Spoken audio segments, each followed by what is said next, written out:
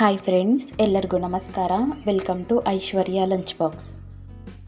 ತುಂಬ ಕ್ರಿಸ್ಪಿಯಾಗಿ ಹಾಗೆ ಸರಿಯಾದ ವಿಧಾನದಲ್ಲಿ ಯಾವ ಥರ ಕಡಲೆಬೇಳೆ ವಡೆ ಮಾಡೋದು ಅಂತ ತೋರಿಸ್ತೀನಿ. ಈ ವಡೆನ ಸಂಜೆ ಟೈಮ್ ಟೀ ಕಾಫಿಗೆ ಸ್ನ್ಯಾಕ್ಸ್ ಆಗಿ ಟ್ರೈ ಮಾಡ್ಬೋದು, ಇಲ್ಲ ಊಟಕ್ಕೆ ಸೈಡ್ ಡಿಶ್ಶಾಗಿ ಕೂಡ ರೆಡಿ ಮಾಡ್ಕೋಬೋದು. ಹಾಗಿದ್ರೆ ಈ ಕಡಲೆಬೇಳೆ ವಡೆನ ಯಾವ ಥರ ಪ್ರಿಪೇರ್ ಮಾಡೋದು ಅಂತ ನೋಡೋಣ. ಫಸ್ಟ್ ನಾನು 1/4 kg ಅಷ್ಟು ಕಡಲೆಬೇಳೆ ತಗೊಂಡು ಒಂದು 2 ಟೈಮ್ ವಾಶ್ ಮಾಡಿ 1.5 ಗಂಟೆ ನೆನೆಸಿಟ್ಕೊಂಡಿದ್ದೆ. 1.5 ಗಂಟೆ ನೆನೆಸಿದ್ರೆ ಸಾಕಾಗುತ್ತೆ. 2 ಅವರು 3 ಅವರು ಆ ಥರ ನೆನೆಸಿಟ್ರೆ ವಡೆ ಕ್ರಿಸ್ಪಿಯಾಗಿ ಬರಲ್ಲ, ತುಂಬ ಸಾಫ್ಟ್ ಆಗುತ್ತೆ. ಇವಾಗ ಇದರಲ್ಲಿರೋ ನೀರೆಲ್ಲ ತೆಗೆದು ಒಂದು ಮಿಕ್ಸಿ ಜಾರ್ಗೆ ಸ್ವಲ್ಪನೇ ಹಾಕ್ಕೊಂಡು ಗ್ರೈಂಡ್ ಮಾಡ್ಕೋಬೇಕು. ನೋಡಿ, ಈ ಥರ ರುಬ್ಕೊಂಡಿದ್ದೀನಿ. ಫುಲ್ ನೈಸಾಗಿ ರುಬ್ಕೊಳ್ಳೋದೇನು ಬೇಡ, ಸ್ವಲ್ಪ ತರಿಯಾಗಿ ಕಾಳುಗಳು ಹಾಗೆ ಸಿಗಬೇಕು ಕೈಗೆ. ಎಲ್ಲ ಕಡಲೆಬೇಳೆನೂ ರುಬ್ಕೊಂಡು ಒಂದು ಅಗಲವಾದ ಪ್ಲೇಟ್ಗೆ ಹಾಕ್ಕೊತಾ ಇದ್ದೀನಿ. ಎಲ್ಲದನ್ನೂ ಹಾಕ್ಕೊಂಡಿದ್ದಾದಮೇಲೆ 4 ದೊಡ್ಡ ಸೈಜ್ ಈರುಳ್ಳಿನ ಆದಷ್ಟು ಚಿಕ್ಕದಾಗೆ ಕಟ್ ಮಾಡಿ ಹಾಕ್ಕೊಂಡಿದ್ದೀನಿ. ಸ್ವಲ್ಪ ಕೊತ್ತಂಬರಿ ಸೊಪ್ಪು, ನಾನು 4 ಹಸಿರು ಮೆಣಸಿನ್ಕಾಯಿನ ಕಟ್ ಮಾಡಿ ಹಾಕ್ಕೊಂಡಿದ್ದೀನಿ. ನಿಮಗೆ ಖಾರಕ್ಕೆ ಎಷ್ಟು ಬೇಕೋ ಅಷ್ಟು ತಗೊಳ್ಳಿ. ಸ್ವಲ್ಪ ಪುದೀನ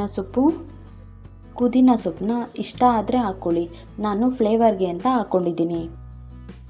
1 ಸ್ಪೂನಷ್ಟು ಶುಂಠಿ ಬೆಳ್ಳುಳ್ಳಿ ಪೇಸ್ಟ್, ಹಾಗೆ ರುಚಿಗೆ ತಕ್ಕಷ್ಟು ಉಪ್ಪು ಆ್ಯಡ್ ಮಾಡಿಕೊಂಡು ನೀರು ಹಾಕ್ಕೊಳ್ಳೋದೇನು ಬೇಡ, ಹಾಗೆ ಕಲಿಸ್ಕೋಬೇಕು. ಇದನ್ನೆಲ್ಲ ಚೆನ್ನಾಗಿ ಮಿಕ್ಸ್ ಮಾಡ್ಕೊಂಡಿದ್ದಾದಮೇಲೆ ಎಣ್ಣೆನ ಕಾಯ್ದಕ್ಕಿಟ್ಟಿದ್ದೀನಿ. ಆ ಗ್ಯಾಪಲ್ಲಿ ವಡೆನ ಫಸ್ಟೇ ಪ್ರಿಪೇರ್ ಮಾಡಿ ಇಟ್ಕೊತಾ ಇದ್ದೀನಿ, ಯಾಕೆಂದರೆ ಹಾಕೋದಕ್ಕೆ ಈಸಿ ಆಗುತ್ತೆ ಅಂತ. ಮೀಡಿಯಮ್ ಸೈಜಲ್ಲಿ ಉಂಡೆ ಮಾಡಿಕೊಂಡು ಈ ಉಂಡೆನ ಅಂಗೈಯಲ್ಲಿಟ್ಟು ನೋಡಿ ಈ ಥರ ಪ್ರೆಸ್ ಮಾಡಿದ್ರೆ ಈ ಶೇಪಲ್ಲಿ ರೆಡಿ ಆಗುತ್ತೆ. ತುಂಬ ದಪ್ಪನೂ ಮಾಡ್ಕೊಳ್ಳೋದು ಬೇಡ, ತುಂಬ ತೆಳ್ಳಗೂ ಮಾಡ್ಕೊಳ್ಳೋದು ಬೇಡ. ನೋಡಿ, ಈ ಶೇಪಲ್ಲಿದ್ದರೆ ಸಾಕು.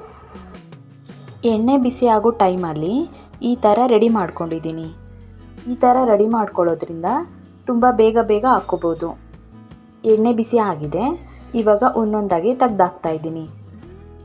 ಹಾಕಿದ ತಕ್ಷಣ ತಿರುವಾಕೊಳ್ಳೋದೇನು ಬೇಡ, ಒಂದು 30 ಸೆಕೆಂಡ್ಸ್ ಆದಮೇಲೆ ಇನ್ನೊಂದು ಕಡೆ ತಿರುವಾಕೊತೀನಿ.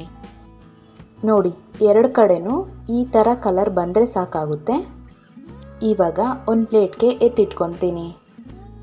ಇದೇ ಥರ ಎಲ್ಲ ವಡೆನೂ ರೆಡಿ ಮಾಡ್ಕೋಬೇಕು.